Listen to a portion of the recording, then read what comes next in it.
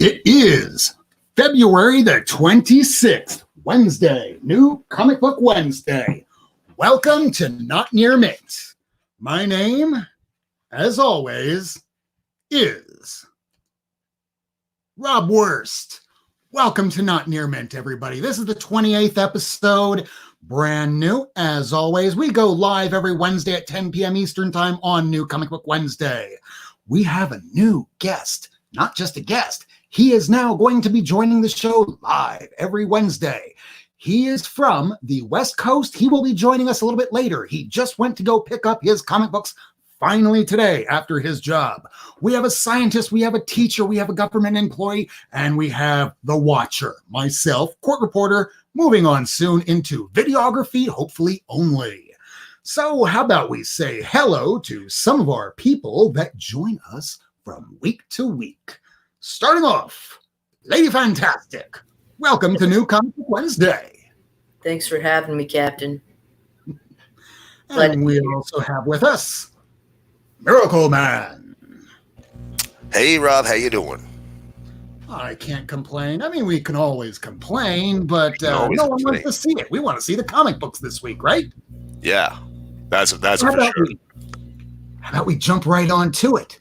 I know that some people wound up getting some comic books this week, maybe some new books, maybe some old books. The books that you just saw came directly from Lady Fantastic over there, somewhere that way, yes.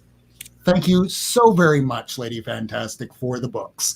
Those will be filed very shortly later on tonight because I have this week off. Why? Because you'll find out later in the broadcast. So let's take a look and see who is in the chat room today. We have Life with Two YouTubers. Welcome to the show. Lady Fantastic is joining us in the chat room right now. We can also probably knock off who the tune of the week is by. It's by Joakim Miller. Brace yourself. So reminder, if you don't know already, this is an 18 and over show.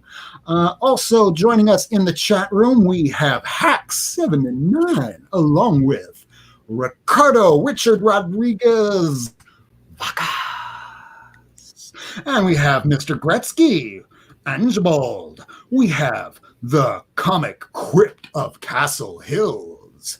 Welcome to the show, everybody. We even have Ago Ramos. Thank you so much for joining. We also have Chad RCG. Thank you so very much. You look tense. You should unbutton the top button, Rob. This is unbuttoned, or so I would hope.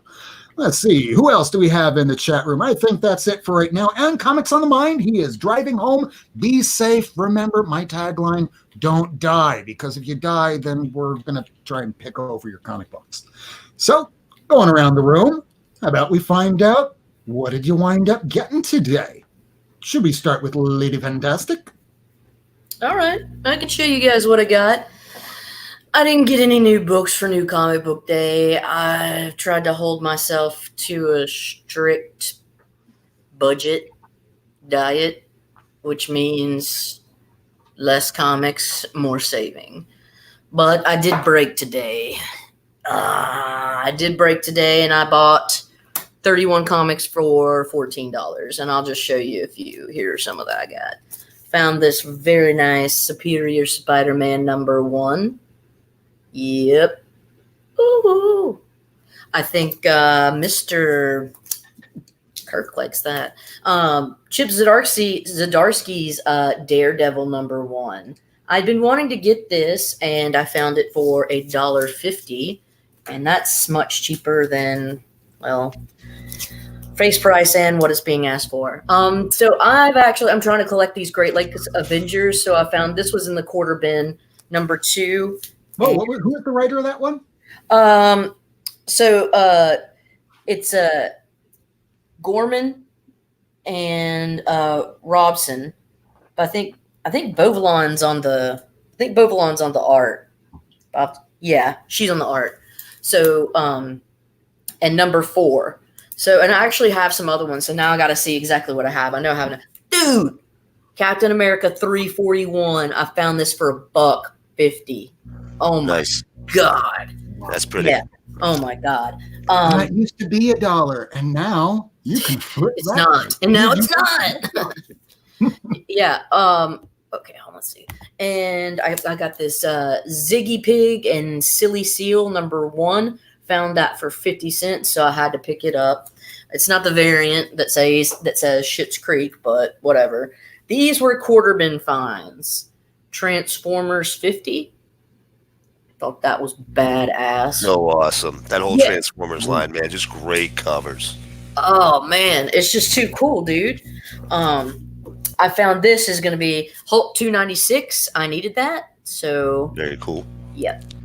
Anything Hulk in a quarter bin, man. Yeah, Hulk in a quarter bin. Oh, yeah. And this is the one that just blew my mind. Boom. 2 Ewoks. 2 Awesome. Ewok pins. Super awesome. Quarter, dude. That's nuts, man. Just Beautiful. blow my mind, dude. I got this one. It's not the one that has the gay kiss. I wanted to find the one with the gay kiss just because it's really funny that, like, in what was it, in Bolivia or wherever it was, they were Brazil. I don't know, some place where they like got rid of it.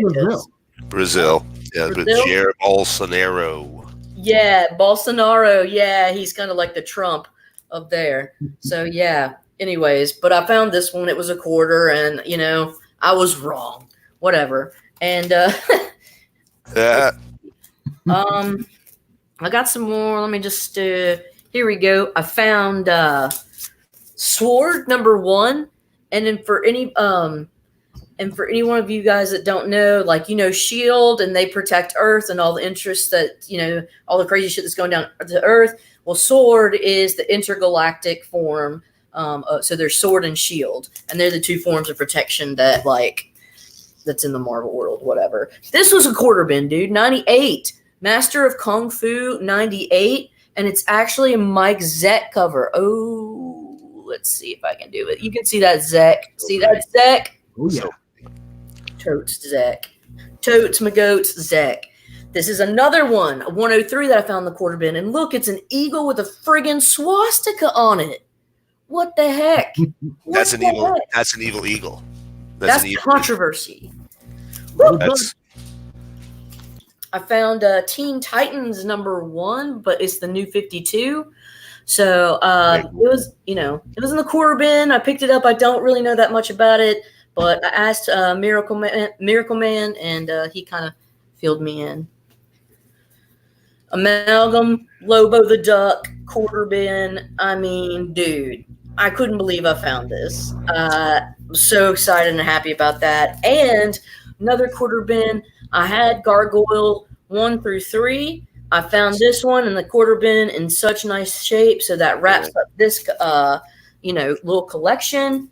And all right, so X-Men Adventures #4. I'm just trying to get the first series of this. Love it. So I found that as a 4-quarter. Look, this is the quarter one, and this one's going to Mr. Rob Wurst. Wonder Woman 89. I think it's 89, yeah. 89 DC Universe logo variant. Nice. Quarter bin, baby. You know? And it's going to the worst man. This was another quarter. Oh my God. Spider-Man and Silver Surfer Marvel team up. Love it, man. I just eat this. Ooh, I eat it up. Oh my God. This one now. Is Biggie Shack in here? Dude, Biggie Shack. This is for you, brother. Kid and Play. Kid and Play #1. How amazing is that? That's magic. They had this, dude. Sword Masters. This just came out a couple months ago, dude. They had #1 in the quarter bin. Get real, man. That's too cool. I had to get this one because there were like no dings in the spine, and I only have one copy of it. June $20.99 for a quarter. Like you can see a little bin, but there are no color breaks. So yeah, Mama had to get this one for 25 cents. This is another quarter one. Batgirl Endgame. It's a one shot, but she looks fierce, dude. Like, I'm not gonna turn that down. Not gonna do it. Fallen World #1. This one just came out. It's like the Bloodshot kind of deal, and this is Dan Abnett's writing on that, so that should be interesting. But it's like this just came out. I could have paid $3.99. No, I'll pay 25 cents. Thank you much. Nice. Detective 602. Like shit, dude. I have 600. I think I may have 601, but now I've got 602, and I paid 25 cents for it. Great. Not too familiar with the Red Lantern, but I always think it's cool when I find the zeros. So I picked up this Red Lantern Zero for 25 cents, and it'll probably just be auction fodder. You know how Green Lantern's green energy is formed by his willpower? Yeah. What's red? By farts? Anger. That makes sense. So like they spit up like blood. Comet's blood. Yeah, man. They've got an evil red kitty. No. Oh my God, it's the coolest evil red kitty you could ever imagine. That's neat. Oh my God, it's so cool. Then I found this thing in for a quarter, dude. Batman 1 Future's End, but it's like the hologrammy. Boom. Sweet. Boom. It's one that actually works too. Something Marvel couldn't pull off. They really, I'll say this for that new 52 or that Future's End run, they really pulled it off with those lenticular 3D covers. They really did a good job. Dude, check this out, man. Batman 660. Look at that art. I know. Come down here, dude. I will show you like the promised land. It's friggin' it is. Like the honey of like, what is it? Milk and honey, land of milk and honey. Oh yeah. With comics. Really? 661 and 662. And I mean this art just took me away. And that's it. I'm tapped out. Who's the writer on that? That's not Morrison, right? Ostrander and Mandrake. Oh yeah. Yeah. That was a good run. Good run. Dude, it's hard to find a bad Batman run in the last 20 years, man. It's really tough. Maybe the last 30 years. I mean, Batman's just a solid DC title month after month. Yeah. Man, so anybody that comes to Nashville, you guys hit me up and I will show you the place where I got all of these, and you too can be a finder of nuggets. And it's just as Ricardo Rodriguez said, that he thinks it's cheaper to do a road trip to your comic book store way up there in Carolina than to buy anything down here in Miami. Carolina, Nashville, Tennessee. Yeah, come up, dude. Oh, come on, Biggie. That 2 for $22 is not like expensive. Now, I guess if you're like us and we're like nickel and dimers, we could be like, oh my God, I can't believe I'm doing it. But really, you're getting a good deal. It's just like I think Comic Tom said, like, there are collectors that will argue over a quarter's worth or, 50 cents worth, like, because it's that nuanced to them. But, the funny thing I learned is way back when I worked for not just millionaires, but billionaires, that the ones that seem to have a lot of money are those that will call the bank over 2 cents. Very true. I guess that's why I'm not a millionaire. Speaking of people who may or may not be millionaires, we now have our 4th member joining us. Say hello, everybody, to Comics on the Mind. What's up? I made it. What's up, Comics? What's going on? Miracleman. Hey. Hey, lady. Hey, Hey, Kurt. I Good to see literally, you. We're so glad to have you finally join us. I literally just walked in the house and here's my pool. And I got We're going around the room right now, so if it's okay with Miracleman, is it okay if we ask Kirk, what did you get? What did I get indeed? I apologize because, I'm not going to apologize for the glare, but If you need a minute, we can jump over to Miracleman. no, it's fine. They're not in bag and board. I can show you what I got. So, Make it. First up, Conan. I heard a lot of people are dropping this they dropped it at like 12. I'm still getting it. What else did I get? Guardians of the Galaxy. Not too many people were enjoying this issue 1, but I liked it. It was all right. 2 got better. All right, cool. That makes me happy. New Mutants. I'm got all my exes. All my exes are here. So. Nice. Well, the big thing that I liked about that Guardians is because I'm a big Moondragon fan. It's a Moondragon issue. Yeah. Okay. Sweet. Here's Revenge of the Cosmic Ghost Rider. He's pissed. Just letting you guys know. He looks angry. He looks like an angry cosmic Ghost Rider. Just a bit. Just a sidekick, Yeah. maybe. We got Avengers number 31. Yeah, 31. Nice. I'm still behind in that one. I'm on issue number 21 or 22, and I'm just reading Batman and Superman. This is the reason why I wanted to get Hell Risen today, but we won't get into that. We'll be talking about that later. Oh, goody gumdrops. Black Panther number 21. yeah. I'm still reading it. I'm digging it. I don't hear too many people talk about it. Just finished reading issue number 3, but here's issue number 4 of Hellblazer. I'm really digging this Constantine. They really brought him back to his original form. Not that I read any of his older stuff, but people told me what he's like, or what he was like. So here's New Mutants issue number 5. And who is that? Who that? Is that Legion? Uh-oh. It's gonna be a good issue. Have you read any of these yet? Nope. I just literally got them. Real quick, because Miracleman and I were talking about this right before the show began. Go ahead. But did you wind up picking up a copy of the Giant Size X-Men? No, I didn't. I know. No, I asked that just because it will take you less than 2 minutes to read. I promise you. Yeah. Okay. Yeah. A disappointing 2 minutes, I might add. Wait, Oh, wow. which one? Show me. That's the Emma Frost, Jean Grey one. I saw it. But Oh, I was kind of like, oh no. yeah. Sorry, I didn't get anything new today. Yeah. Variant cover, but that's the book. Okay. It looks pretty nice. It's the first in the Giant Size series, so I thought, hey, this is a book that's gonna matter to the overall storyline. This is gonna set the pace. This is gonna tell me if I want the rest of the Giant Size X-Men. I sure hope that is not the case. Uh-oh. If the rest are like this one, I'm probably not going to pick the rest up. Same.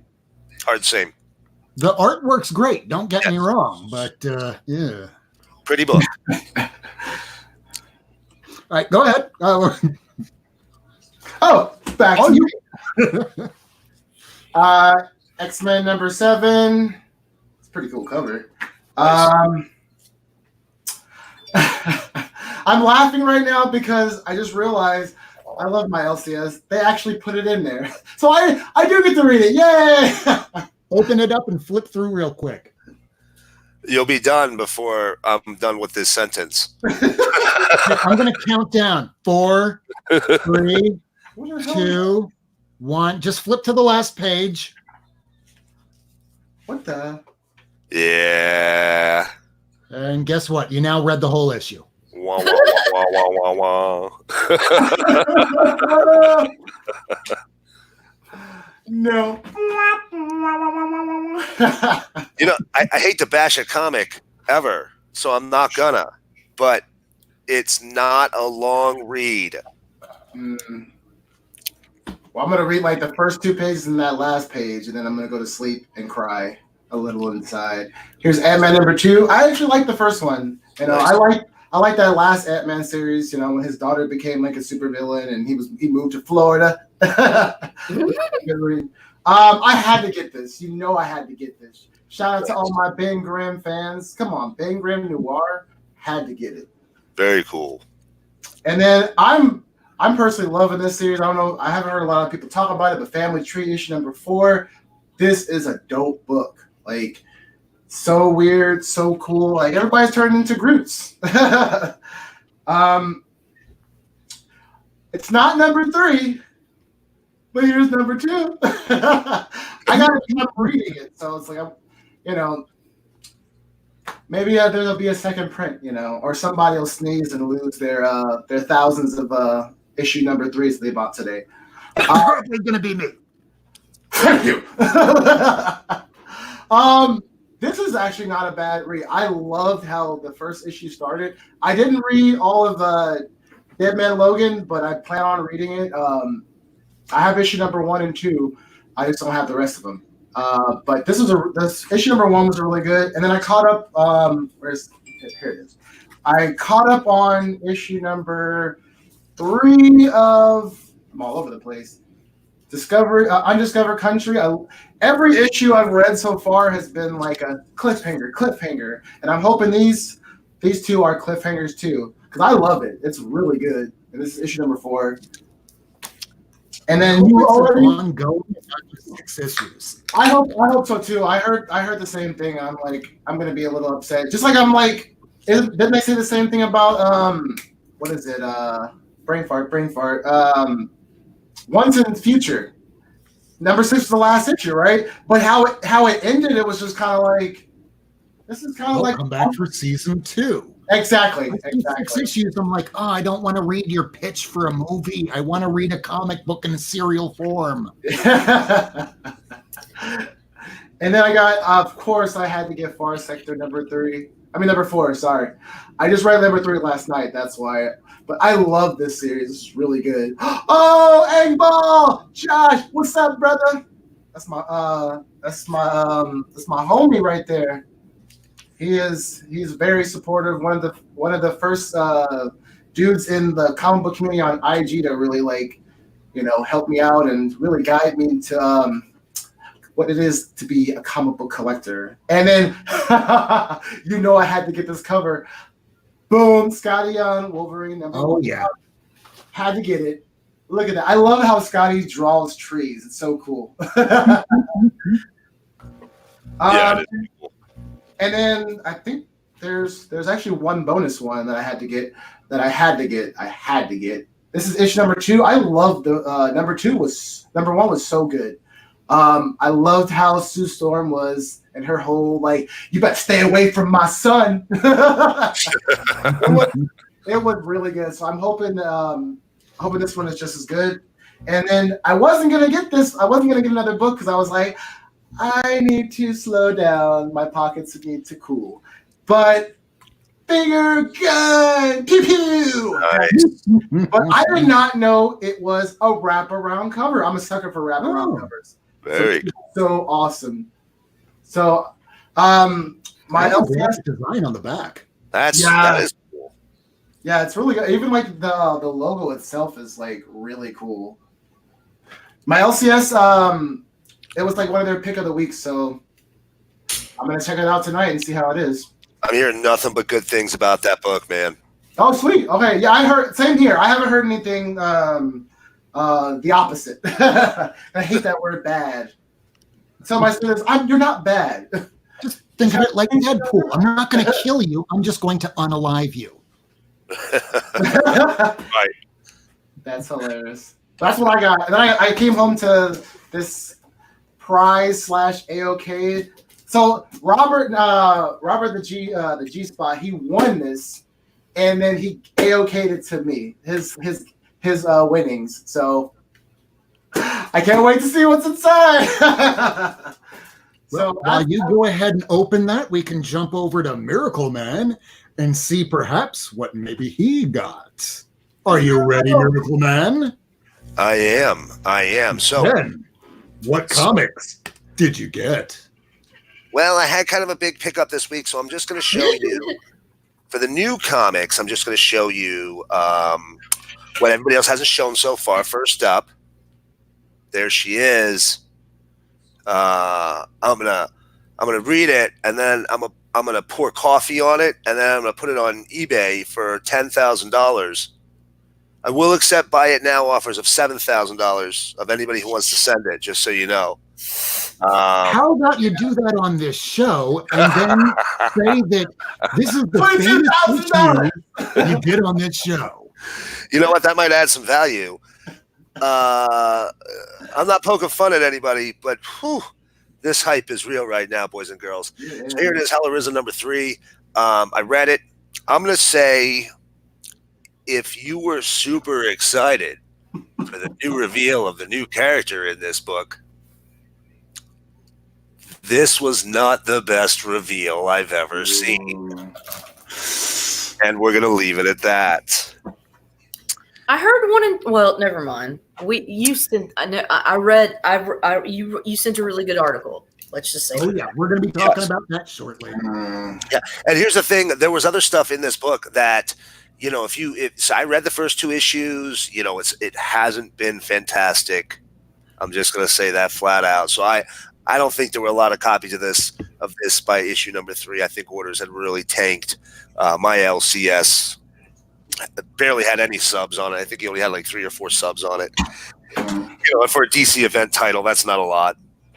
And you know, it hasn't been a popular book. So obviously, print runs were real low. But just in case anybody was wondering, I do believe that somebody's selling a case of 160 on eBay right now. Yep, I saw that. I saw that. So that's there. But yeah, it was not great. But there's better stuff in here. There's stuff in here that's a good reveal to pay off if you read the first 2 issues. You know, there were a better reveal. Nobody did. Nobody did. I did. Oh, I'm going to read number 2 tonight. Right. So moving on. Now I don't want to dwell. There's a second issue of the 100-page Crisis on Infinite Earths.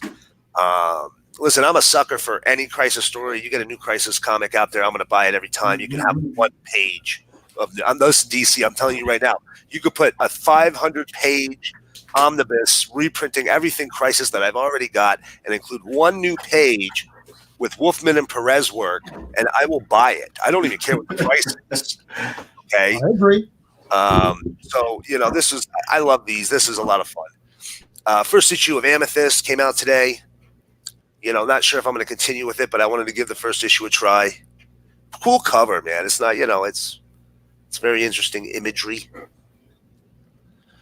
Shazam number 11. If you haven't been reading Shazam, this is a great issue. This is a big payoff issue, guys.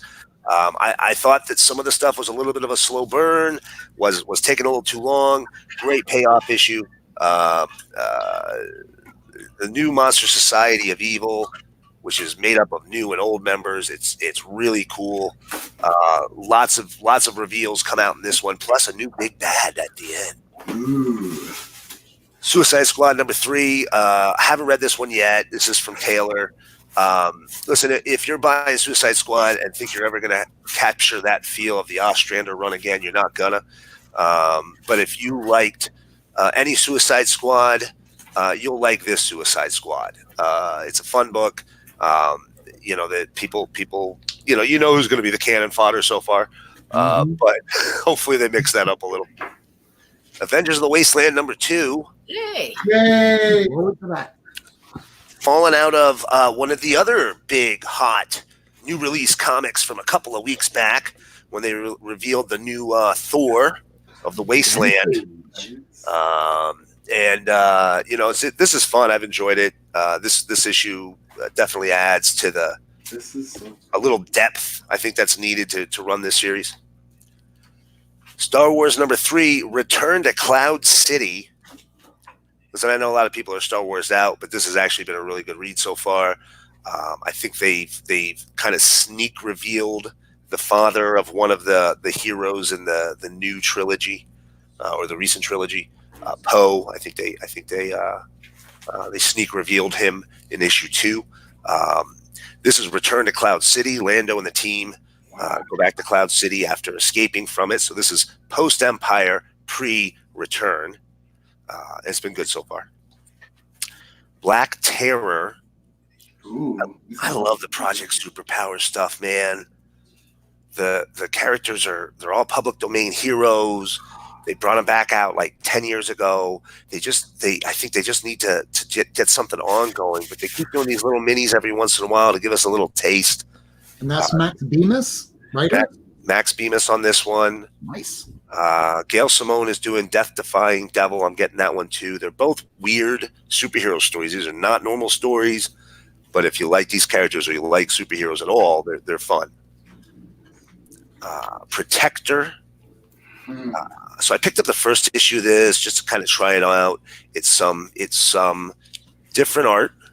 All right. I do like the use of color. It kind of reminds me of Mobius a little bit.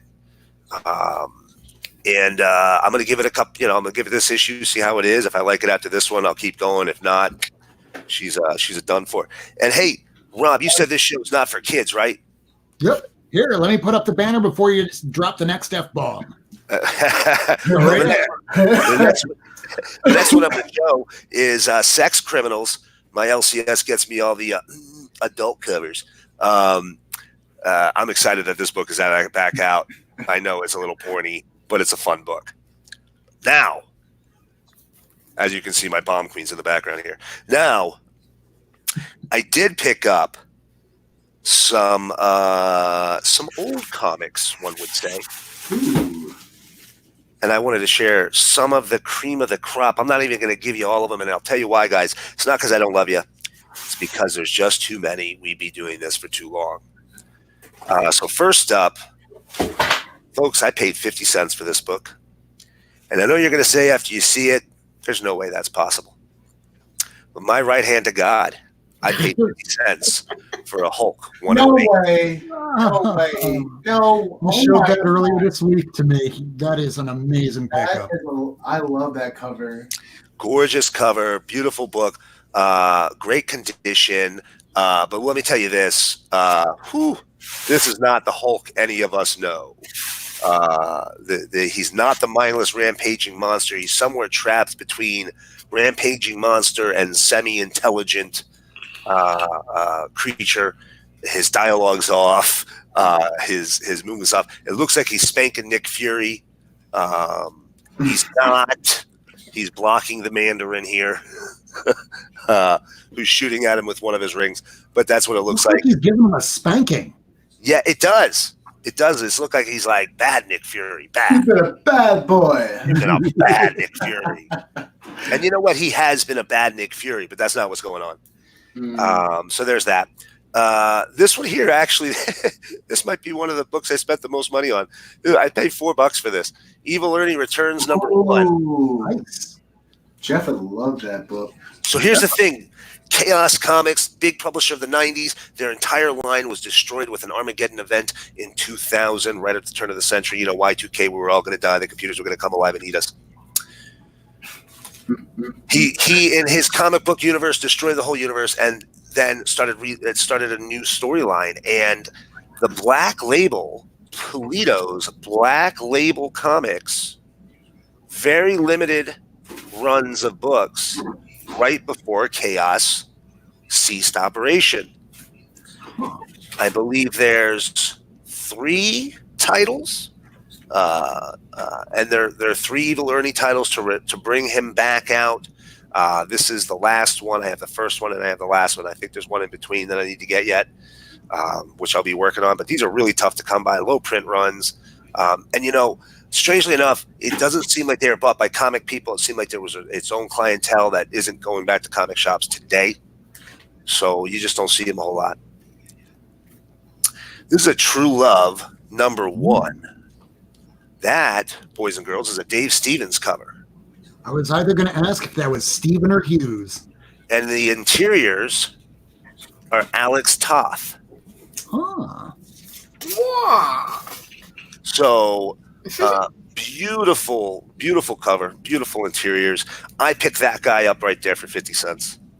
Hmm. Oh wow! Now we're gonna move it along here, and I lied to you. I said that was the most expensive book I bought. I have 3 books that were more expensive. 3 books. I'm gonna show you the next one because this was the one I was most excited about. This is now officially the oldest book in my collection. January 1946. Fawcett's Funny Animals. Oh wow, that's a cool cover. Wow. Number 34. What's that around? Let's see the condition of that baby. So pretty solid. She's got one little tear here. Look at the gloss on this back cover, guys. And that's what year again? 1946. Damn. Wow. Show me a image of Captain Marvel from 1946 that looks that sharp and crisp on anything. And I know it's the back cover. It's not a Captain Marvel book. I bought it specifically because of it's Hoppy the Marvel Bunny on the front. It's got some spine roll. Staples are not rusty. They're tarnished, but they're not rusty. Book is intact. All the pages are there. I mean, this is the best grab I think I've gotten in quite a while, and I paid $9 for that book. That is the most expensive book. Right? Worth it. All right, moving right along. Thunder Agents #2, 65, I believe. That there was $6. That was my second most expensive book, tied with this one, which is Peter Cannon Thunderbolt from Charlton. You know, I decided this year I'm looking for the Charlton first appearances. They're not high priced books. Captain Adams is the only one that's a good chunk of change. The rest you can get real reasonably. I got this one right here for $6. January 1966. Sub copy, so there's a crease right down the center. But you know what? Who cares for $6? Yeah. Look at that book. She's beautiful. Yeah, technically now, any of those subscription creases, they don't seem to take off any kind of dings from CGC. So subscription creases are okay now. Right. They really don't matter anymore. There's a little staining along the side, but I mean, just a beautiful copy. First appearance of Peter Cannon Thunderbolt. Basis for Ozymandias in Watchmen. I mean, listen, Charlton Books, the worst written comics of all time. But just cool characters, man. This is an Adam Hughes. Maze Agency. I got this for 50 cents. Early Adam Hughes work. He did the whole series. He's co-creator of this series. You know, it's a little raw. It's not where he is today, but it's still, you know, it's obviously Adam Hughes. Coming up on our topic later tonight. Here we got an Atlas Comics John Target Man Stalker #3. Final issue in the John Target Man Stalker line. Thank God. Here we have. So this is a really cool, not my normal kind of book. The new Ghostbusters, or the real Ghostbusters in Ghostbusters 2. The title is actually the official Ghostbusters 2 comic adaptation. But it's the real Ghostbusters characters placed into the movie Ghostbusters 2. That's awesome. Right? Yeah, that's pretty cool. I got issue 2 and 3. They were $1. The covers were just so damn cool. I don't even care what the interiors are like. There we got an Uncanny X-Men 244 first lady. Who is that? Oh, that's Jubilee. Yes. Jubilee. There. I believe that beautiful little thing there was $2. Not bad. I'm an idiot savant with X-Men. That's it. Look, you're good. You're good with it. A couple of Star Wars issues here. Couple Star Wars issues here. I had gotten those 2 Empire Strikes Back last week. Here's 2 more. There's 41 and there's 40. Oh wow, beautiful cover. Really cool, right?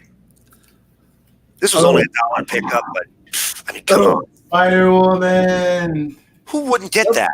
New Avengers, dude. New Avengers, I wanna read it. It's so good. Such a good run. I'm trying to fill it in now. I had several other issues. I was like, oh, that one's in there. I'll take that one. Beautiful book. Beautiful. Just the cover alone makes it worthwhile. But, the New Avengers was good, too. Yeah. Now, the next book, guys, was $2. Oh. Shit. Show us the spine. Looking at this issue. That's it. Okay. All right. There's a little thing down there. Envious now. There's a down there. There's a little tear on the back. That's so great, though. Little chunk. Little chunk. All right. Little chunk. She presents real nice. She's a solid copy. The cover's beautiful. Yeah, I right? love that cover. Yeah. Beautiful. First solo Doom story. I would be paying at least $15, $20, $25 at my comic shop if I got that. Yeah, $2. $2. That was at the pawn, boys and girls. That was at the pawn. Man, you really be coming up at the pawn shop, right? Every time with like really good books. Right, books that you would never see in like the wild.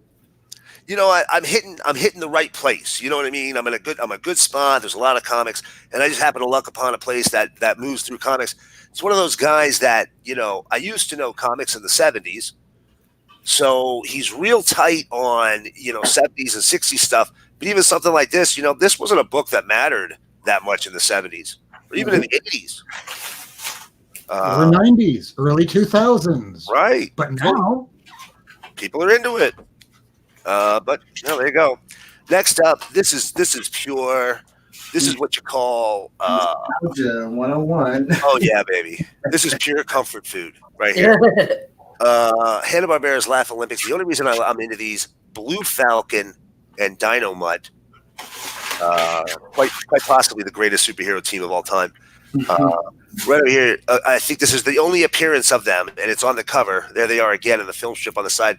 Didn't matter, still got it. You know what? They're only 50 cents. Doesn't really matter. Conan 33, another 50-cent book, and this one's really, really cool. First of all, it's the third appearance of Red Sonja. Oh my gosh. Second of all, it's a pretty sharp-looking cover. Yeah, it is. Right? 20-cent copy. Yeah. Third of all, it's a double cover. Oh, sweet. It is a Wait, double. what? No double. way. It is no a way. double cover. Oh my gosh. It's got 2 boobies. Let me You see tell all you. these comics behind me. I don't think I have one double cover. That is crazy. My There's one I'm collection, looking at online at eBay right now. my collection is just shy of 21,000 books right now. And this is officially my second double cover. Okay. That's how rare these are. It doesn't happen from a production standpoint. It's something that usually gets caught pretty quickly. It's They're just out not there. common. But they're out there. Yeah. About 15 years ago, there was some scuttle that it would be like the next big thing, but it never became the next big thing. All It's a right. niche thing, though, still. What's that? It's a niche thing. There's people that It look is. for them. Oh, yeah. Oh, yeah. And especially if you can find one of these. I can't remember what issue it was. Maybe the chat can help out. But there's one comic where it has a cover of a Marvel book with a DC book in the inside. And then there's another one where it's a Marvel cover and a DC cover and like a DC or Marvel book on the inside. It's a Marvel 2-in-1 cover on a new Teen Titans book. It was up on eBay recently, I think, with a $75,000 price tag. It was CGC rated, but the CGC chat or the message board about that specific issue, they are just tearing that book up and down. Nobody buys it that it's real. So, and you know what? Honestly, I think there is some question because while the months are the same, the books didn't ship at the same time. So the months are the same on the book. This is what I've heard. Now I can't verify this. I'm passing along the rumor, guys. But they say that the months are the same on the books, but the production schedules were different, so they wouldn't have been made at the same time. But that's what they say. But anyway, moving on, because I only pulled out the best, like the coolest stuff I thought, and I think I'm like I got a huge stack, so I'm just gonna skip some and just go real fast. There you go, guys. Oh, babe. Yes, I agree. Uno Dollaro. That was a buck. Buck. One American dollar. Bought this one thinking of you, lady. Yeah, I got that one. Cap 269, First Team America. Had to grab it just for the First Team America. Again, later topic today. But not the greatest thing. Last issue of Beavis and Butthead. Guys, this is really tough to find. If you find them, grab them. Oh. I got this for a buck. Really low print run, guys. Avengers 227, first Captain Marvel 2. I got several of these gorgeous Adam Hughes covers from Wonder Woman. I'm working on those. Beautiful book. What's her name? Monica Rambeau or something like that? Monica Rambeau. That's her name. That's her name. Yep. You know what? I'm only going to show you 3 more because I got such a huge pile. I'll have to give you guys more next time, but I'm only going to show you a couple more real fast because we got it so late. Red Circle Comics Group Madhouse number 97. That artwork is awesome. Oh yeah. Dude, show the cup. Yeah, there you go. Yeah, the logo itself is what caught my attention first. This is probably one of the best designs from a graphic design standpoint I have ever seen for a comic title ever in my entire life. I wish they would have more titles like that. Yeah. I want every single book that has this label. I'm going to find every one and add them to my collection now that I've seen this. I've never seen that before until you showed this. Now, here's the weird part. Red Circle Comics Group, that's an Archie imprint. It came back out in the 70s. Archie back in the golden age had horror and suspense and stuff like that. And they dropped them when they went more wholesome, but they brought them back out in the 70s, and that's what this is from. And this, eventually, the Red Circle's comic group goes from horror to more like ghosts and stuff, and then in the early 80s turns into the superhero line and relaunches the Mighty Crusaders and The Fly and Black Hood. And, you had some great artists and creators working on them at the time. But that's what this eventually turns into. But this is just, here's the weird part. It says Fawcett right there. Y'all see that? Fawcett? Yeah. Much like Fawcett, the original publisher of Captain Marvel / Shazam. Oh, yes. Oh, I Before don't that big know. lawsuit with DC. Right. So I don't know why Fawcett is on there, but I know this is an Archie title. It's 75. They'd already sold their characters and declared bankruptcy before that. So I got to find out more about that. It's probably very low print run if that's towards the end of Fawcett's publishing run. But it can't be Fawcett. It can't be because it's Archie. Red Circle is Archie. And they have been their own publisher since the golden age. So it's kind of like, I guess, maybe when you see these Marvel action lines, when you're seeing the, like Spider-Man published through IDW and Marvel, like that whole line. Maybe it's a lesser print run, kind of like that, the John Boy Myers cover that I wound up sending to Lady Fantastic. Maybe it's just a lower print run just because it's dual companies running the thing and they're just trying to make a little bit of extra money, but probably not a high print run. yeah, I mean, I'll find out more and I'll definitely report back on it. I'll say that. Yeah. I'm talking out of my ass there. Just like that's so America pretty. 110. Show me the spine. You know how very tough nice. these are. You know how tough these are to get a good spine on them. They break Yeah. right down real easy. She won't Those stand. are So I'm quite really- nice. It's a real nice copy. Super Team Family number 1. And you know what? Here, I'm just going to show one more book. I'm just going to save the rest for next time. because, man, I got some cool books, guys. But Power Girl #8. Ooh, I love that. I've seen that cover before. # boob window.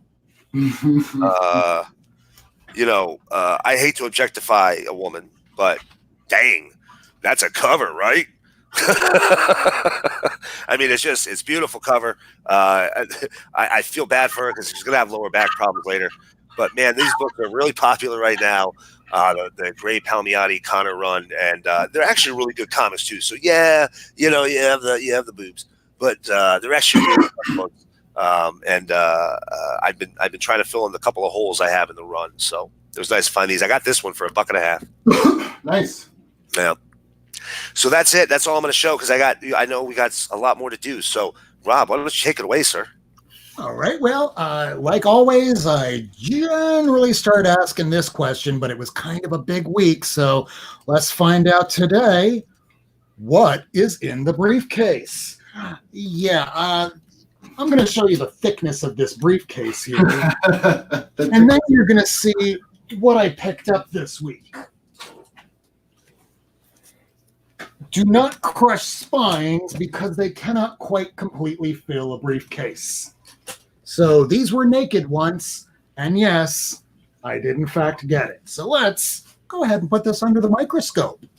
So I'll set this down here, kill the lights, and let's go through what I got. And I'll go through them pretty fast because we're almost an hour in, but before I start showing you the books, I wound up watching on Monday night, Metarog was doing his 1,000 subscriber, there was a contest, there was a giveaway, but something that he wound up doing that I really like, and I do see that Purgatory Paul's book review says, anyone need a sub? So what I'm going to wind up doing right now is after I put the word sub in the chat, I want anybody that wants to be subbed up. If you haven't subbed one another up already, as I always tell you, let's go ahead. And after I put that in there, sub each other in the chat. So let's go ahead. I will type in sub and go. Anybody that wants to be subbed by anybody else, go ahead. Now's the time to do it. Now, as you're doing that, I will switch over my camera to this camera. Kill the light so you can see the books that came out this week.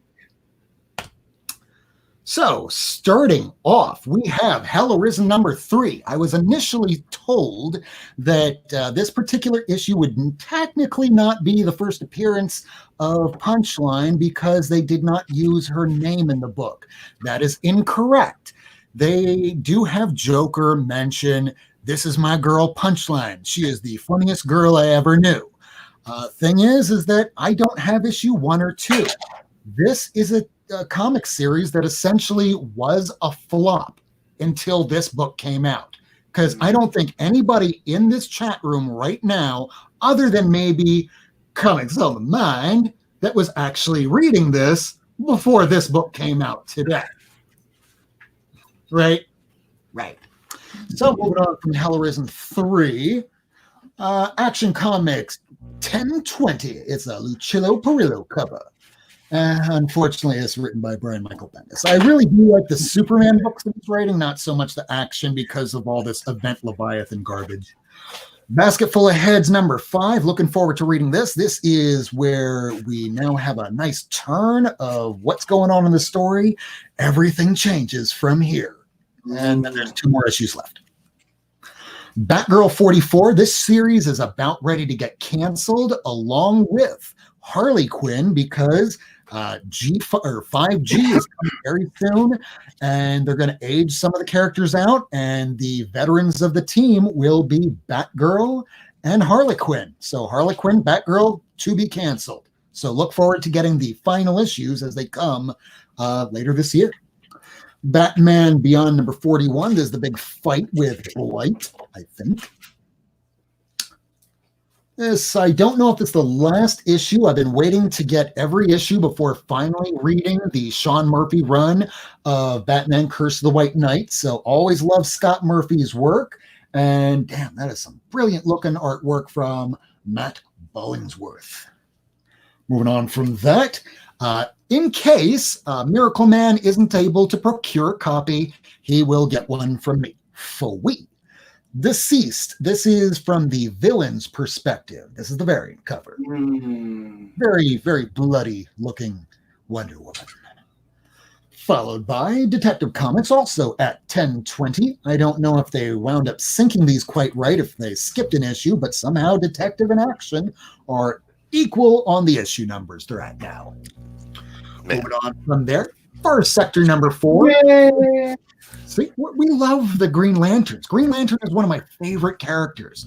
For those that are having a little bit of difficulty right now, doing the Grant Morrison run of all this, I find that Forest Sector is very accessible, very easy to read, and I think you'll really like it. If you haven't given it a shot, there's one of the cheaper titles coming out from DC Comics, while DC Comics is still running their own publishing end of the title, because we don't know. Hey, Discovery Bay's in the chat. Good to see you. Until midnight. He will be going on live at midnight. Do look for Disco After Dark. So, moving on from Far Sector. Oh, hey, Rob, I didn't want to step on you, but I wanted to say thanks about that deceased. Sorry about that. Thank you. Oh, yeah, no problem. Because we look out for one another here. We all love each other. We try. We're not about the speculation. I mean, a little bit, sure. But sometimes it just goes a little too goddamn crazy. Like this, I pick up every issue of Wonder Woman because I just like Wonder Woman, even after G. Willow Wilson left. I haven't read from 750 on, so I'm looking forward to getting it soon. Moving on, Amazing Spider-Man. I am now liking the title a little bit more now, especially now that we have J. Jonah Jameson trying to help out. And by him helping out, he is now a worse enemy than Spider-Man ever had. I wound up picking up of the variant covers. This is the Gwen Stacy version.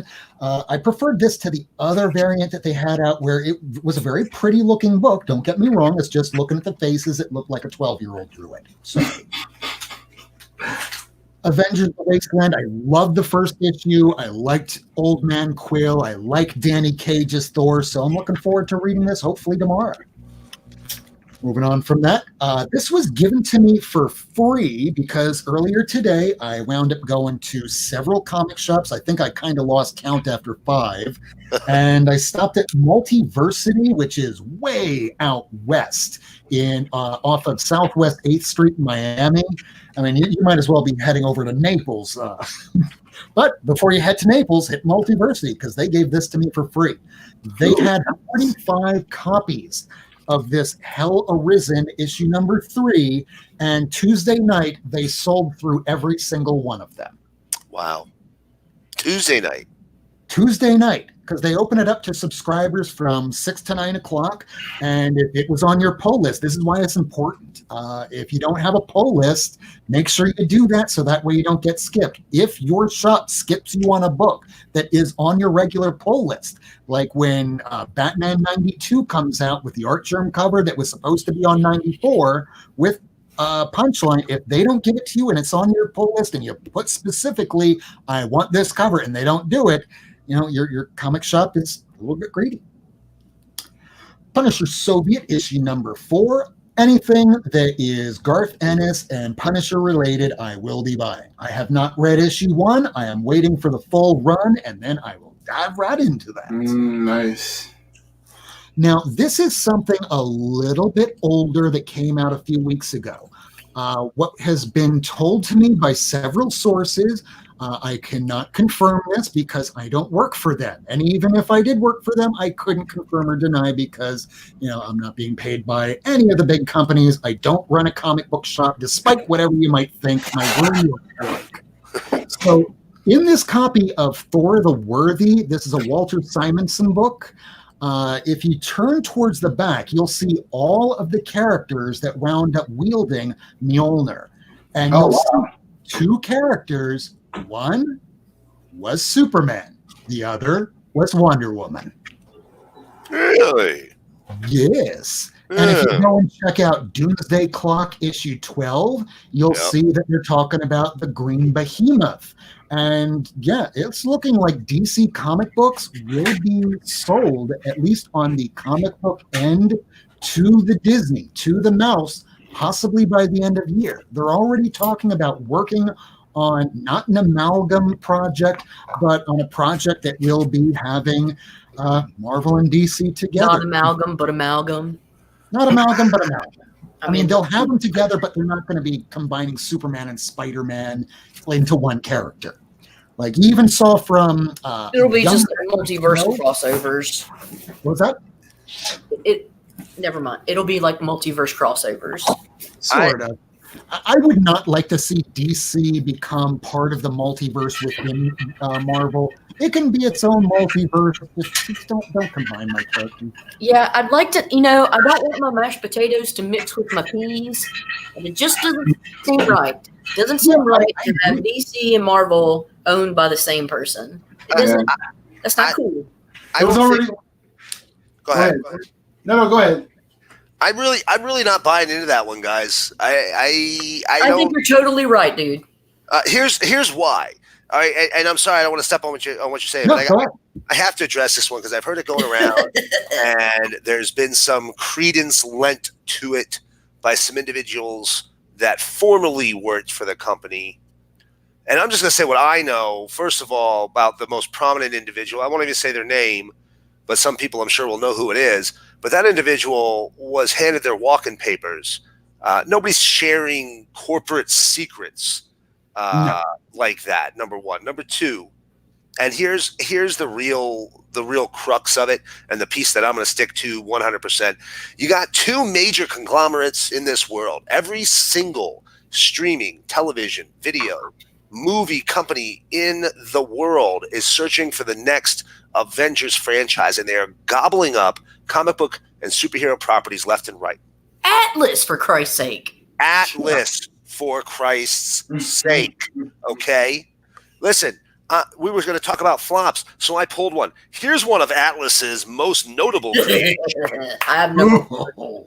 And this isn't a anthropomorphic tiger. This is a man literally in a tiger mask with some tiger feet and some tiger claws on his hands doing kung fu. This is, according to their press release, one of Atlas's biggest and best known properties. Y'all ever hear a Tiger Man before? Who? So exactly. So here's the thing. Everybody's trying to gobble these things up left and right. You have Netflix gobbled up Miller World. They have first look contract with any Dark Horse properties.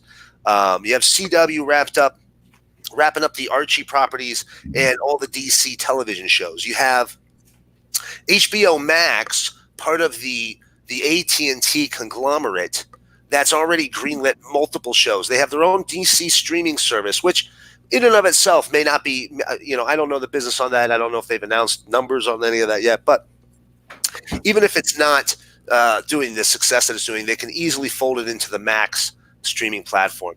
But my point is, everybody's trying to find that next Avengers. There's absolutely no way, shape, or form that AT&T that spent the last decade gobbling up every type of entertainment, streaming platform, video, television, radio. I mean, literally, they are trying to be the left Twix to the right Twix of Disney. Yeah, well, look at what Aggressively Relaxing just said. I think he's basically speaking the same language you are. He said, I don't know, guys. A random racist made insane claims that AT&T are going to shoot themselves in the knee for no good reason, so it's probably true. Or they're probably going to have it. It's right. not. And here's the thing. It's not even, when anybody thinks of the person that said this, this person has been rooting for the downfall because it's good for their personal brand. And there's been some credence added to it because it was breathlessly reported upon and picked up by the greater mainstream media. And I flat out refuse to believe there's any executive that's sitting in a corporate boardroom with AT&T going, you know what we should do? Let's license out the cheapest IP farm we have in our entire portfolio. It doesn't matter if they bleed money. It's the cheapest IP farm they possess in their entire portfolio. Why on earth would they license out those characters to anybody else? Because nobody willing to pay licensing fees are going to do it without a first look or a chunk of any television or movie properties that come out. I would just guess that unless I actually see it happen, it's all speculation. Right. Agreed. I find it to be one of the most unlikely speculations you could consider in the modern market today. Mm-hmm. I agrees with you. Z collects. Hey, good to see you. But yeah, most people in the chat. I'll tell you some unlikely speculations that have occurred lately. Right on, aggressively. That's a good comment. Sorry. Look at the dude in the White House. That was a crazy speculation. Happened. Look at mullets. They're still going on. That's insane. I don't think that's a speculation so much as a poor life choice. Dude, they're coming back. Correct. And I know all about poor life choices. Well, so yeah, let me finish out what I have here, and then we're going to jump into discussion because I think we're about ready for that. Oh yeah, sorry, I got very passionate. I apologize. These are the last books I got. This is Donny Cates. This is the guy that I'm pretty much almost counting on that if DC winds up becoming, at least on the publishing end, a part of Marvel, he would probably be the guy to know. And Thor issue 2, that's where it said, there's a great green behemoth, and people are speculating that the Black Winter could be DC Comics. I don't know. Until I see it, I don't believe it. No way. So, Redneck 26, great series. If you're not reading it, do pick it up. These are, I guess I kind of missed those. These are the X-Men books that came out today. This is the quick read. It'll take you 2 minutes or less. Love Hickman. Russell Dodderman's artwork is fantastic, but you can just imagine the first page of, hey, look at that, and then go and watch the live action or CGI version of The Lion King, and imagine that Storm is a cyborg, and she has a computer virus, and she'll die in like 30 days. We got to talk, because they could have just put this into issue number 7 of regular X-Men, and it feels a lot more like the masturbation of the thought. Hey, Crucible's coming. We got to kill one of these X-Men. That's not really an X-Men because this was way back when Scarlet Witch. Oh, we can't say her name. She's like Voldemort. Jesus Christ. I'm kind of curious where it's going to run, but they could have easily combined both of these issues into one today. Oh, yeah. Now, those are the only 2 I actually read today. I am looking forward to reading anything by Chip Zdarsky. I did miss, I noticed that you guys were talking about it a moment ago. I missed Shazam. How did I miss that? Really, Jeff Johns. Really gorgeous cover, too. Yeah, I mean, how can I miss that? I thought that I picked it up, but that's probably because I wound up accidentally picking up 2 copies of New Mutants and X-Force. They were accidents. I must have thrown them in at different times, but I'll go and bring it back and get myself a copy of that Shazam. So aside from that, that's a good LCS right there. Oh, sweet Reflection, Steven Spock. This is the 1 in 10 that I picked up from Multiversity Comic Books for $10. So I think that was pretty much worth it. If this normally goes for $4.99, I think it's rad. I get the version. That's cool. And I'm liking what they're doing with TMNT, and we kind of know that IDW is not doing so hot on their financial end, so I'm not expecting that to be a high-run print. Now, these are some of the extras that I picked up, and Lady Fantastic and I were trying to be on a comic book diet, so she can get her one, and I can pay taxes and go to MegaCon. But today I found these, which were the Spider-Man issue number 430 and 431. These are the Silver Surfer Cosmic Powered Carnage. They were at a great price. I just had to pick them up. Just along with the Crisis on Infinite Earths first Superboy Prime. I had this. I don't know where it is. So I thought maybe it was either stolen, sold, given away, who knows. But now I got it again. And the last thing I wound up picking up today was the first appearance of the new Nomad, because it was on my list. And as always, if you don't want to get into, hey, why are you looking at Keep Collector Act? Let me go and take a look and see how much that costs on eBay. instead of looking at Key Collector app, just write out yourself a little list like this. Because that way, when I'm looking at this list, yeah, most of these are keys, with the exception of the X-Men titles, because I'm trying to put together 94 through 300. What I showed at the very beginning of the episode were some of those issues I was missing that Lady Fantastic was so kind enough to send to me.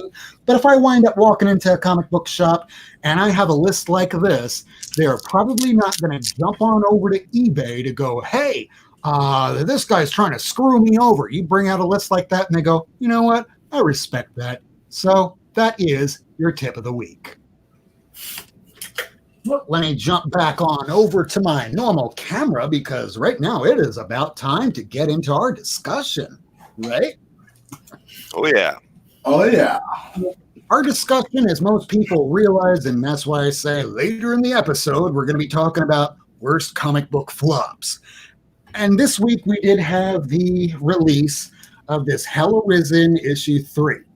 Now, Miracleman sent our group chat, because we all talk to one another or text one another over the course of a day, and he sent us this article. This article was published on bleedingcool.com, and I'll go ahead and share my screen. And what this is the article, and it goes and tells you that most people, not even most, almost damn near every single person was not picking this up. And if you were picking this up, you're probably more part of the problem than you are the solution. And it basically tells you to go F yourself. I'm going to go ahead and post that link right there in the chat for anybody that wants to look at it. And then we'll just join the rest of us right back here so you can see all that. Maybe not that. There we go. So Miracleman was the one that sent this to us, and yeah, most of us were not reading this. Last week, it was Batman 89, and that was something that had a print run that was pretty high. This one was not. I know that Kirk was reading this. He went to his local comic book shop earlier today, and why don't you tell us what happened? I went into my LCS and I asked for that book, and they looked at me and they said, "We do not have it," because it sold out. And you see like those ridiculous posts about people like buying 160 copies and sealing them up, and now you have to pay like $20,000 here for a comic book, that some of us actually wanted to read, because I'm reading like the Batman and Superman series, and I can admit I jumped on the Batman Who Laughed bandwagon because I liked him, and so that's why I'm reading it. But now I can't even enjoy this book, which connects to the story, because everybody bought it all because they trying to make dollar bills, y'all. So keep it real. Yeah, you know what? And this article, and it was on your pull list, wasn't it? It was not. It was a book that I meant to put on my pull list a while back, and I did it, and that's why I didn't get it. So that's my fault for not putting it on my pull. Yeah, I myself. Oh, you're saying Miracleman? I myself was actually reading that one as well, and I had it on my pull. My LCS had pulled the copies off the shelf. He saw, and good on him for doing this. He saw some guys walking up. He recognized them. They're not regulars. They come to his store when their LCS runs out of something, which, hey, everybody money's green. That's cool. But he knew that they were coming because he had already gotten word that LCS was only selling one per customer. So he sees these guys coming to the door, and what are they there for? They're there just to buy him out of however many copies they can get of that book off the shelf at 11 o'clock when he opened. And the worst thing about it is that people go into these shops expecting to buy these books for whatever it is, $2.99, $3.99, $4.99. The price points are just all over the place, where the regular person is dealing these books. They're generally not these large Walmart type of stores. They are like usually you and me. Right. We live paycheck to paycheck, most of us. That's most Americans. Look at comic book shops the same way. they cannot order an unlimited amount of books. There's something called final order cutoff. And if you're not able to make that, and all of a sudden, hey, wait, there's some big character that no one really knows anything about. We don't know about the longevity. We don't know if this is going to play out. And if you're not going to be ordering that, they're not going to say, hey, well, I'm just going to stock this back into all the other 30 copies that were unsold. Because if they wind up doing that to every book, they will go out of business within a month. Right. And that right there is the thing. You know, I'm hearing stories about some shops telling their customers that they were shorted. Now, I hate to ever call bullshit on anybody. But I'll tell you right now, if my LCS had told me they were shorted, and that's why it wasn't in my pull when it was on my list, and I later saw that store sell it for a premium, I would walk away from that store forever. I would be done. And I hate to think it's what's happening, but you know, I've seen it happen before at shops where they're looking at that short-term sale and not that long-term investment in that customer. And you know, shops, that's not the type of thing that'll save a shop, but it is the type of thing that'll put a shop under. Because people remember that kind of stuff. You go into a store and it's been your store, and all of a sudden they don't have that hot book. Man, I have a long memory. I won't be going back to that shop for a pull list anytime soon. People will remember the way that they were treated a lot more than just something that took 10 minutes to read on top of the mountains and mountains of other stuff they wind up reading. They'll go, wow, that's a shop I've been going to for a while, and that was on my pull list, and I know I have a pretty big pull list, and yeah, something might get skipped here and there. I can understand that, but some things a shop owner will know right off the bat. If I skip somebody on this, yeah, I might make an extra $20. Right. I'm sorry. $20 is not a lot of money. Yeah. $50 is not a lot of money. Not compared to a lifelong customer. Well, I think like an attorney, because I observe a lot of attorneys. And what attorneys are always talking about, if you're suing somebody else for an injury or whatever, they're talking about future earnings. Let's ask Ricky Ricardo Rodriguez Vacas. I'm sure he would agree with that. Would you rather get that $20 or $50 off eBay so you can go and maybe have a good night of drinks or partying?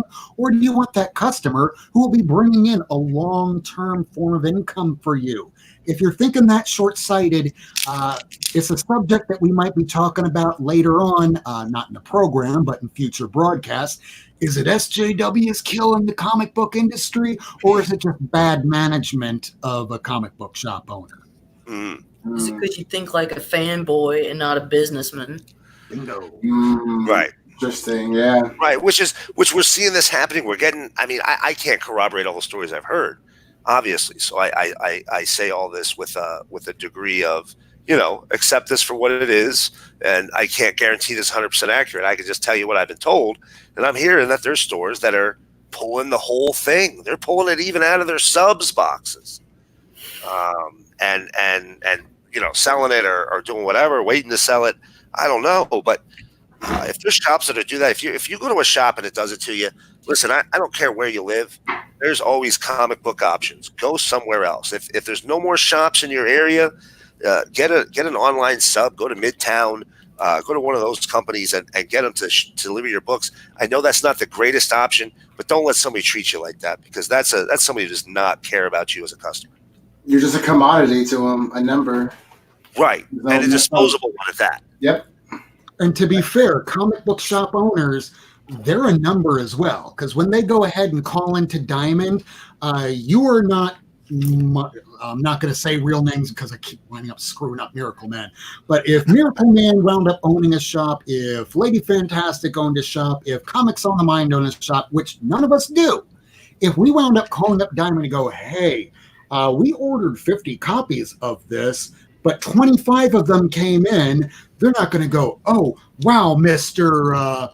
Miracleman or Miss Lady Fantastic or Mr. Worst or Mr. Mind.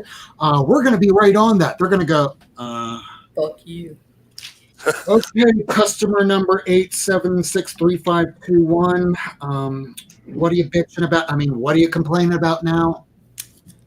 They don't care for the most part right off the bat. So comic book shop owners, they have to deal with a lot of hard choices themselves. So make it a little bit easier on them. Go back and watch my very first video. And if you're one of those type of people walking into the shop, because when I walked into this particular shop today, the Multiversity, which great shop. I like the layout. Tim was very nice. He has a YouTube channel himself. And the very first thing that he said was, we're sold out. I didn't even have to ask a single question. They're like that because I wasn't the first person to do that. And I walked in the door about 20 minutes after opening. It meant that he already cycled through phone calls, many other people coming in doing the same gameplay, hoping that they can get that free 99. And it was a $4.99 cover price. They're hoping they can get that and then go back online for $50. And they're not stupid. If you didn't put it on your poll list, then just as Mr. Brian Hibbs said in his article, and I'll throw that back up there, and here's the link again in case people want to go ahead and read that. But I'm sorry, fuck you. Fuck you. You are hurting the industry. And I don't disagree with him on that. Yeah. Yeah, that's absolutely correct. You know, I lived through, and I don't know, I believe, Rob, you were collecting then, and Lady, I don't know where you were at this point. Are you Comics on the Mind? But, I lived through the 90s speculator boom, and there's a couple of major differences here compared to that one. One of them being print runs. Part of what killed the speculator boom is the realization that, there were 10 million other people with the exact same comic you had, and 10 copies of it. And that's not going to be the case in the modern speculator boom. But what will happen is you're going to burn people out who enjoy it as a hobby. And speculators don't keep comics in business. Speculators don't keep comic shops in business. They line their own pockets. And listen, I'm not even bashing them for doing that. That's what they want to do with their money, and they have the time for the hustle. I may not like it, but I'm not even bashing them. I am saying, though, that they're not good for our hobby. They're not good for the longevity of the hobby. And there's going to come a crash at some point. And between what we saw with Batman last week and You're the Villain this week, it makes me afraid that this is something that's going to keep snowballing and getting worse until we hit a critical point. It's like the housing market. The housing market crashed. I mean, it really is. It really is. I'm serious. I laugh, but it's like, that's some real shit. Like, and then what are we going to do as collectors that want to collect and want to keep on, in this like profession that is collecting? And it's like, they just, people aren't printing books, anymore because like it's not affordable to.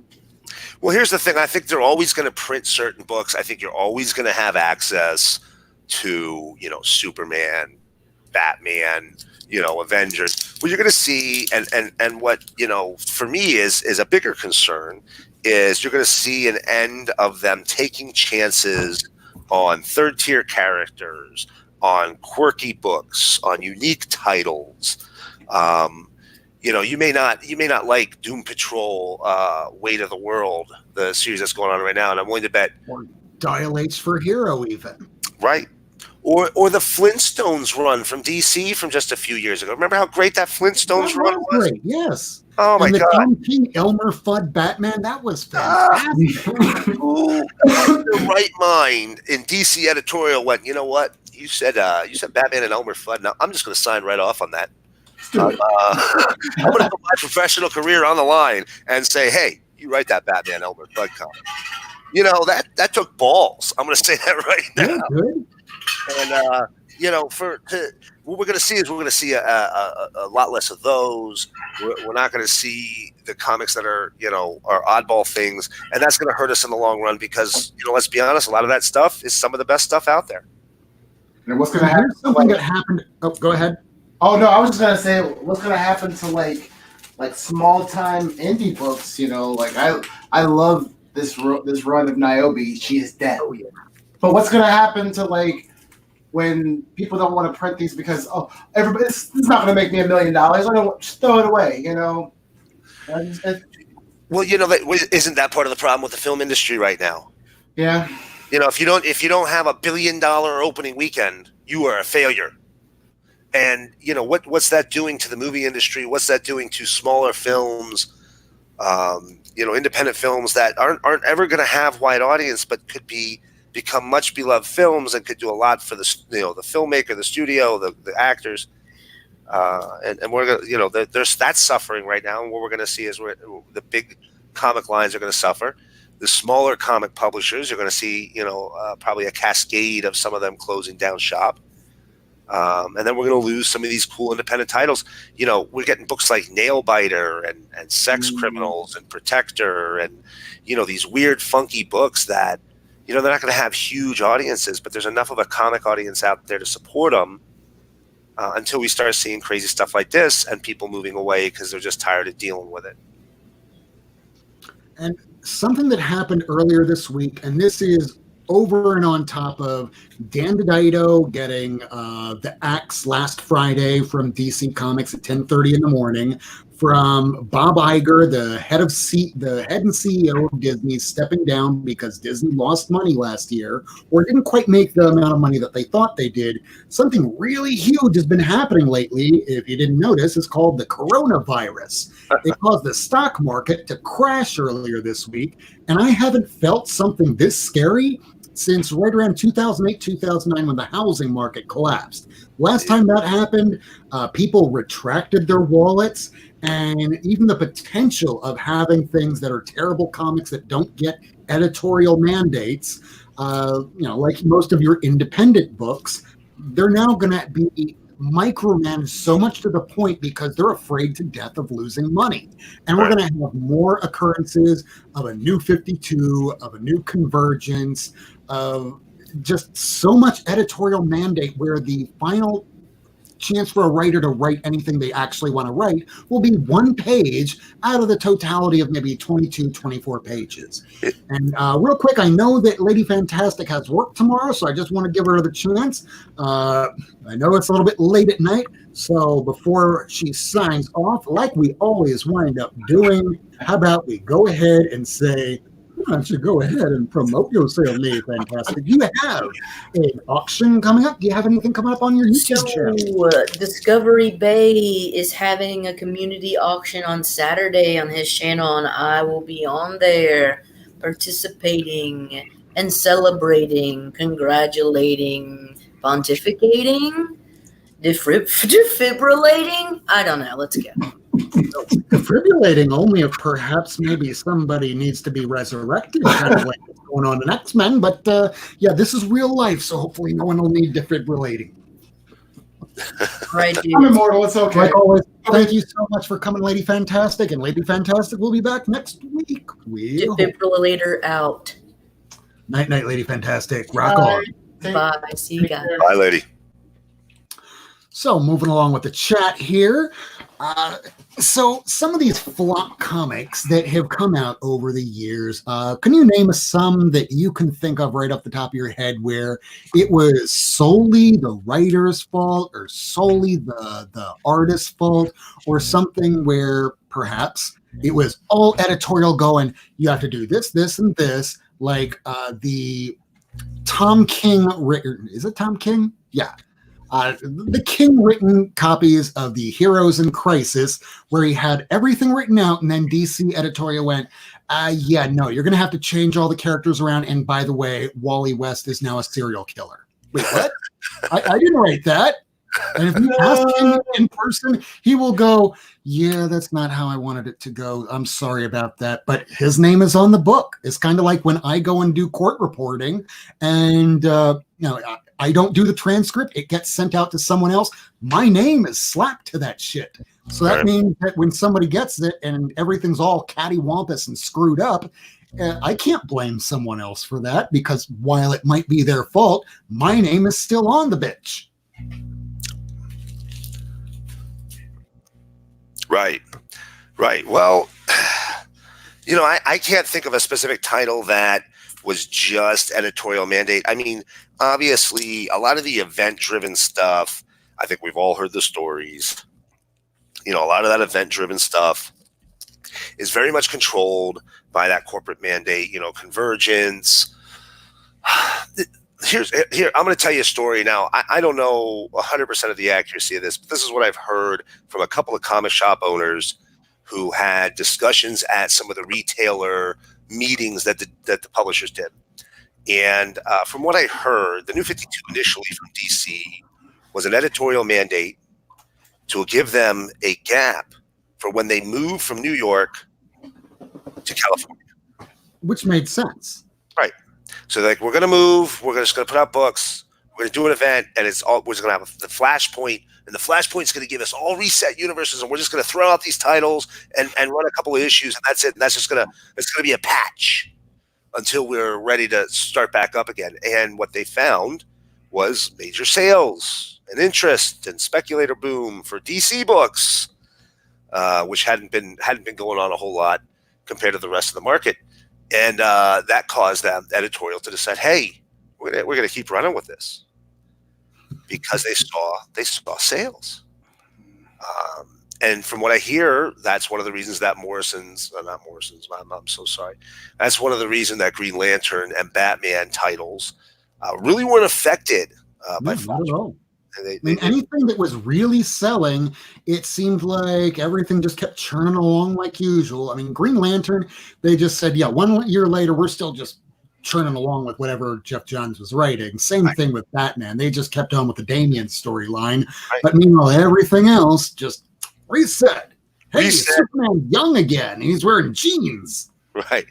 Yeah. And, I heard, again, rumor mill, I heard that Perez literally said, I had to stop writing Superman because I didn't know who I was writing. And we could tell.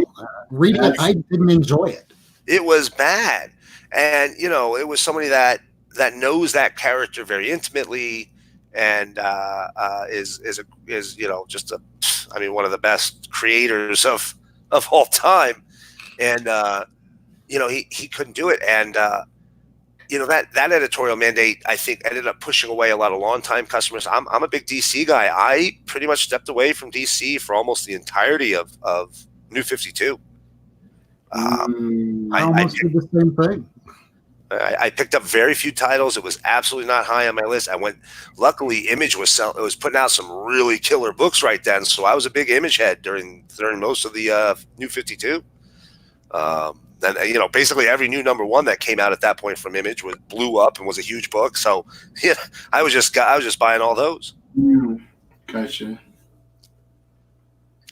Yeah, because whenever the comic book industry was going through some really tumultuous times, it was always The Walking Dead that bailed out the comic book industry by having trades available through Diamond Distribution. So no matter what, at least you could go into a comic book shop and get those copies of Walking Dead. They were new every month, and all of a sudden, no more.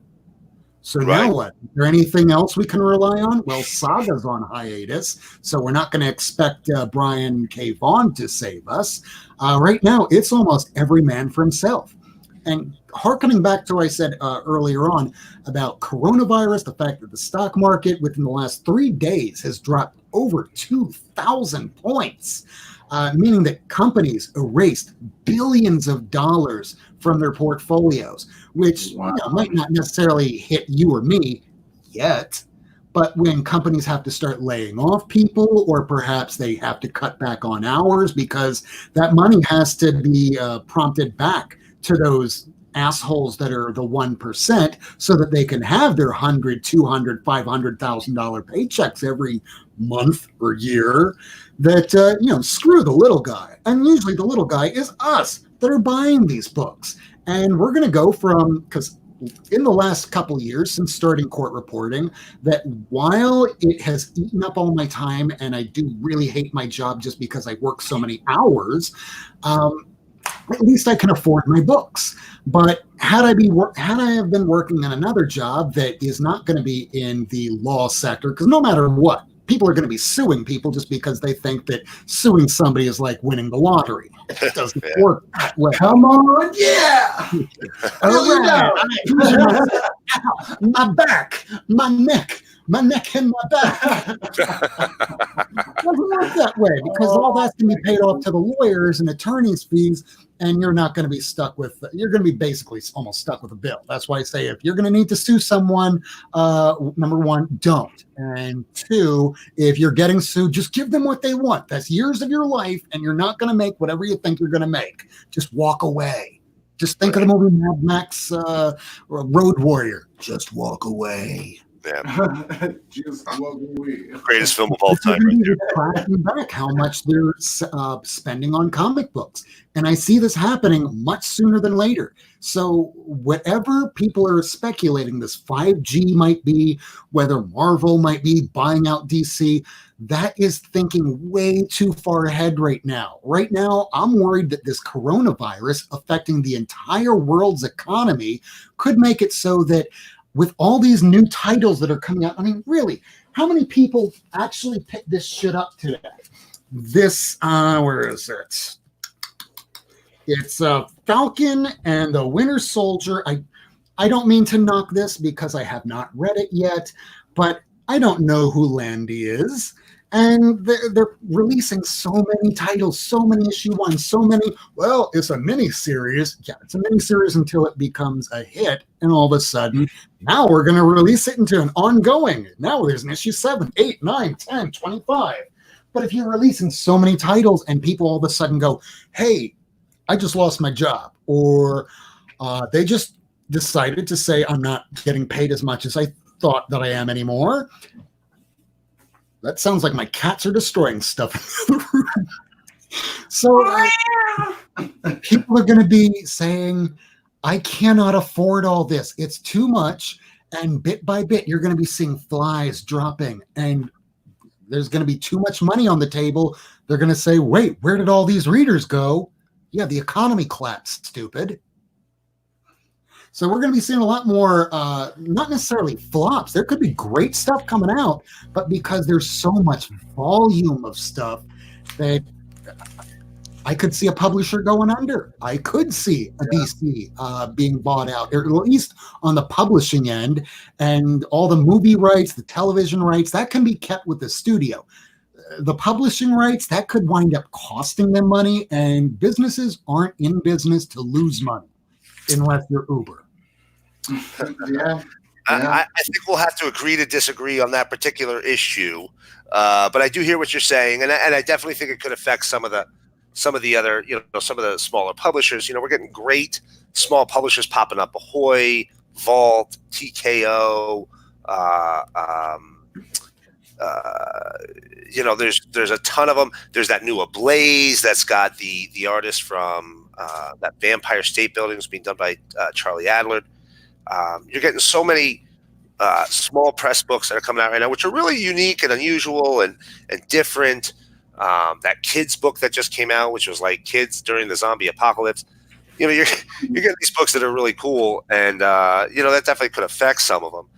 I mean, not to say that the big two can't have flops, because we were talking about flops, and I went to look for some.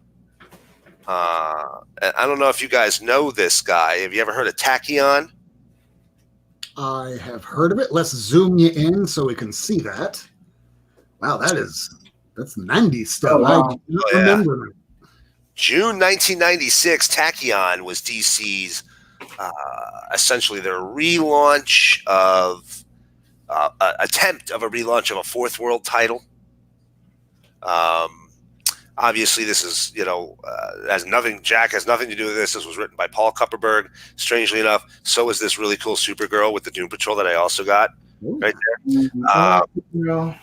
But this Tachyon here was a relaunch of the Fourth World. I think it got 8-9 issues, and it just bombed. Nobody cared, and it was a New God character, and he was the new leader of the New Gods, and it was tying to all this Fourth World stuff. And Kupperberg has got a very long history with DC and really knows the DC characters and the mythos and the properties. And wasn't he one of the first people to write Doom Patrol before Grant Morrison took it over? So Kupperberg actually created the 70s relaunch team of Doom Patrol, which is the team in this Supergirl issue that had Tempest, Negative Woman, and Celsius, Ronnie Calder. with a rebuilt Robot Man who was destroyed at the end of the original title. He actually created that team. It was, I think, 3 issues in the relaunch showcase in the 70s. And it didn't get a lot of popularity. He shelved them. They were pulled out a couple times. He wrote a couple of Superman family stories where he tied them into a Supergirl stories.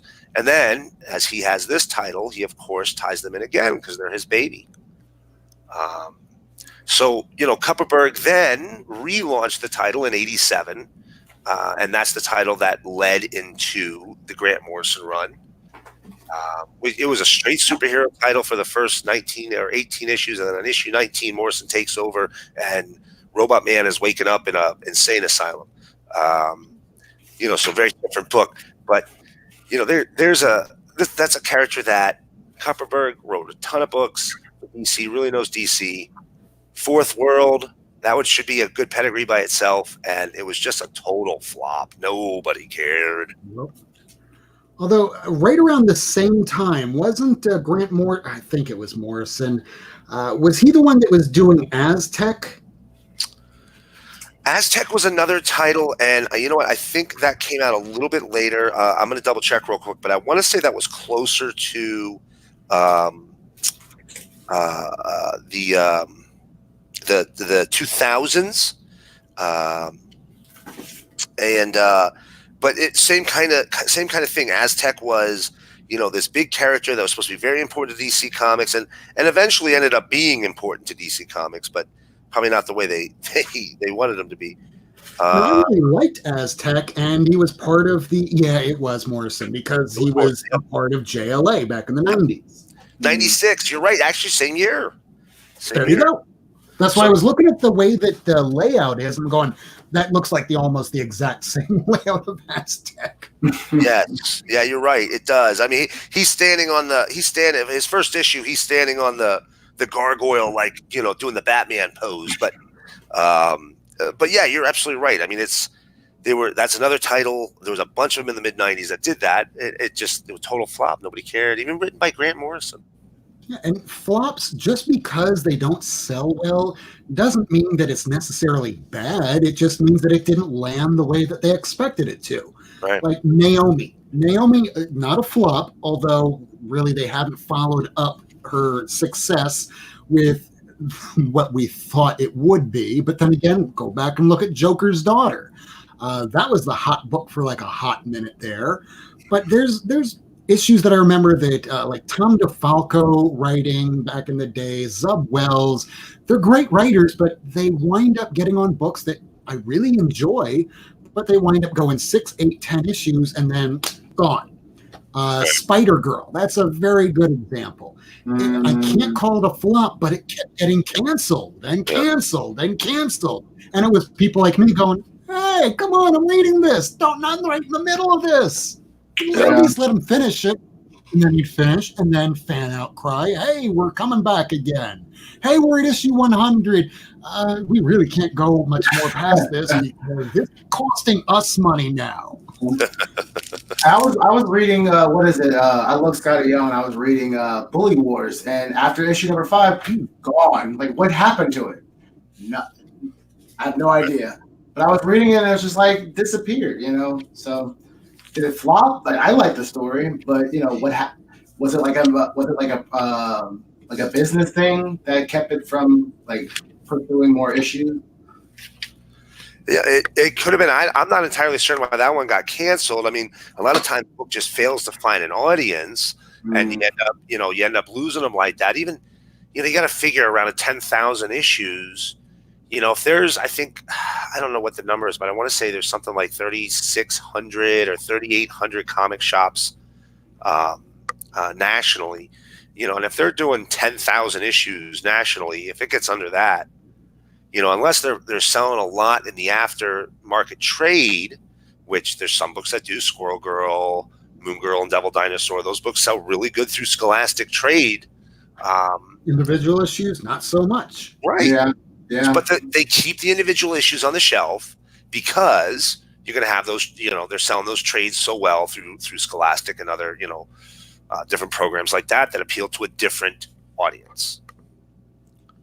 But you know what? You also have the problem of comic companies oversaturating the market with a concept or a character, creating flops because nobody cares anymore. Everybody ever read? I mean, you've all read Infinity Gauntlet, right? Yeah. Yeah. Did you read Infinity War? Yes. Did you read Infinity Crusade? Yes. I didn't read that one. It felt a lot like the Clone Saga with Spider-Man. Yeah. At the very beginning, hey, this is a great concept. Hey, wait a second, this is making money. Let's just really stretch this out until people just stop caring anymore. Y'all ever hear the term beating a dead horse? Yeah. This was beating a dead comic writer. Wow. Or beating a comic writer dead. Beautiful art. I mean, it's Ron Lim, man. I mean, it's Al Milgrom, but it's also Ron Lim. You know, interiors not bad looking. You know, very indicative of the era. Absolutely, no doubt about it. You know, that's just the era. But at the same time, they just beat this concept so much. They built in their own flop. People stopped caring, and they're the ones who did it to themselves. Yeah, I mean, even when they did like the modern day like Infinity Wars, or like when Gamora became like she cut Thanos' head on, like that run or that event didn't do too well either, you know. Right. I would have lost comic gores. This was one of the best portions of the whole Infinity storyline, and this is what happened before the Infinity storyline. This is from way back in the Silver Surfer portions of issue, I think that's what it's like. 30, I don't have it on the top of the box anymore. It's like 32 or 34 when it starts that here's Thanos. He's back after being dead for several decades, well, almost several decades. But since the Marvel 2-in-1 where he was killed, and he's back again. And, well, wait a second. This is making a little too much money in the Silver Surfer line. Let's make a crossover. And that's where it started. And Ron Lim, that initially loved doing this for Silver Surfer, burned him the hell out. Oh, yeah. Big time. Big time. By the time, I think, what was it, Infinity Gauntlet? Even in Infinity Gauntlet, what was that, issue 3 to 4 or 4 to 5, they switch artists? Yep. And it's very jarring. I mean, you see it immediately. And, you know, I'm not even necessarily a huge Ron Lim fan, but whoever took it over was a great artist, but it was so jarring that it was, you know, it's tough to read. I've seen people who read it in trade and who've commented on it more than people who've read it in single issues, but even people in single issues have caught it. So, yeah. Hey, I don't know about y'all, but my brain's kind of shutting down. No, it's okay. It is almost midnight. We've been going almost 2 hours strong. So if everyone's about ready to call it a night, I would not be adverse to that. So if we're going to be doing that, how about we go around the room and first of all, just thank the viewers, you who are watching us from week in, week out. People such as AirSpider23, Aggressively Relaxing, House Till the End, Read More Comics. We still have with us Mr. Ricardo Rodriguez Vacas. AirSpider23, as always, thank you for joining us week in, week out. Mr. Gretzky, thank you. We love you all for joining us week in, week out. So like I always go around the room, we're going to give it right on over to, well, first of all, since this is the first time we are welcoming Comics on the Mind as the official fourth member of the Not Near Mint crew. How about you go ahead and promote yourself? Comics on the Mind. Myself. Hello, everybody. How are you doing? So I'm probably gonna, since I didn't get a chance to show the AOK prize that I got, I'll probably do a live sometime this week. I don't know when, but I will be on Javi's channel tomorrow. The Conquistador. I'm going to be on his channel tomorrow on the Oprah book reading show. I think we're going to be reading a bunch of the in now Marvel books. I haven't read a lot of them, so I'm going to go hunt and find some tomorrow and read them, and then I'm going to be on that show tomorrow night. And I think it's at 7. Pretty sure it's at 7 Eastern time for you guys, or 10 o'clock for you guys, 7 for me. But besides that, I don't have anything else planned besides lurking in the chat and talking to you guys. Right. I appreciate you, Rob, and Miracleman and Lady Fantastic for letting me join you guys and pick your brains, because I always have your brains on my mind. I'm so thankful that you're joining us as part of the crew. Oh, yeah. So, moving right along, we have Miracleman. Is there anything coming up on your Twitter page or anything that you're looking forward to? Anything going on over on your side of the country? I'll be honest with you. If there's anything coming up on my Twitter page, it's probably fighting with chuds. But if anytime you want to come on by and check out some comics, stop on by and see me at Komodo1977. You can also check out my friend Chloe Handler's new Kickstarter book called Astonishing Gators, Volume 2, because it's actually Volume 2. And she's got a great deal. You can buy a limited edition second printing of the first volume. It's a really fun takedown of some of the most toxic internet heads on the face of the planet. You know who those people are. They're very negative. And she does a great job of taking them down. I laughed in every single page of the first book, and I'm excited about the second book. I've already backed it. I think I might have actually been the first backer. And highly recommend it. Chloe Handler, Astonishing Gators. It's on Kickstarter. Go over and take a look at it. Okay. Well, like always, I thank you all for joining us. We're now approaching the midnight hour, so for those of you that stuck around for these 2 hours, we're trying to get together a little format, and we're just about there. Hopefully you like the trance music at the beginning of the show, how we go around, basically just promote each other, because this is the comic community. And as a part of a community, we build each other up. We don't tear each other down.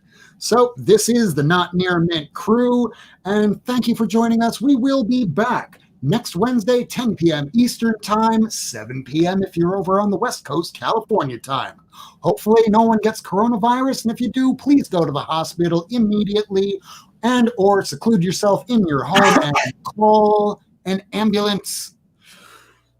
So above all and beyond, do smash that like, do sub each other up in the chat, and subscribe and hit that bell for notifications. Lastly, my name is Rob Wurst. Thank you so very much. We will be back next Wednesday, 10 p.m. Eastern Time, with a new subject, new comic books, maybe some spec. But for me, I like reading these issues week in, week out, so I'm a bit more of a regular reader, but I'm not exactly not prone to being part of the speculation market, because I like keys as much as I do every book that comes out from week to week. It's just comics, man, and I love it. And hopefully you do too. Have a great night, everybody. Till next time.